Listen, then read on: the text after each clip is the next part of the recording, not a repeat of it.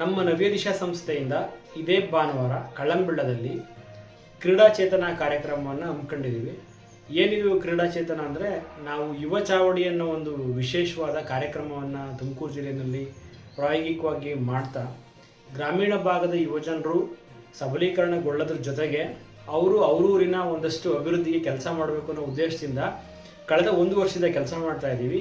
ಈ ಕಾರ್ಯಕ್ರಮದ ಪ್ರಯುಕ್ತ ಕಳ್ಳಂಬೆಳ್ಳ ಹೋಬಳಿಯ 20 ಗ್ರಾಮಗಳ ಯುವಜನ ಸಂಘದ ಸದಸ್ಯರಿಗೆ ಇದೇ ಭಾನುವಾರ ಕ್ರೀಡಾಕೂಟವನ್ನು ಆಯೋಜಿಸ್ತಾ ಇದ್ದೀವಿ.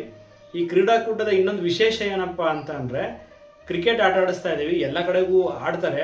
ಅದೇನಪ್ಪ ವಿಶೇಷ ಅಂದರೆ, ನಮ್ಮ ಈ ಕ್ರಿಕೆಟ್ ಆಟನ ಹುಡುಗ ಮತ್ತು ಹುಡುಗಿರ ಜೊತೆಗೆ ಸೇರಿ ಒಂದೇ ಟೀಮಲ್ಲಿ ಆಡ್ತಾರೆ. ಈ ಮುಖಾಂತರ ಸಮಾನತೆಯನ್ನು ಸಾರಕ್ಕೆ ಹೊರಟಿದ್ದಾರೆ. ಇದ್ರ ಜೊತೆಗೆ ಇನ್ನೊಂದಷ್ಟು ವಿಶೇಷ ಮನೋರಂಜನಾ ಆಟಗಳು ಕೂಡ ಇದ್ದಾವೆ.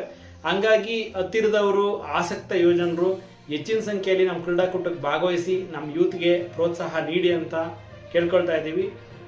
ತಪ್ಪದೆ ಬರ್ತೀರಾ ಅಂತ ನಂಬಿದ್ದೀವಿ. Thank you.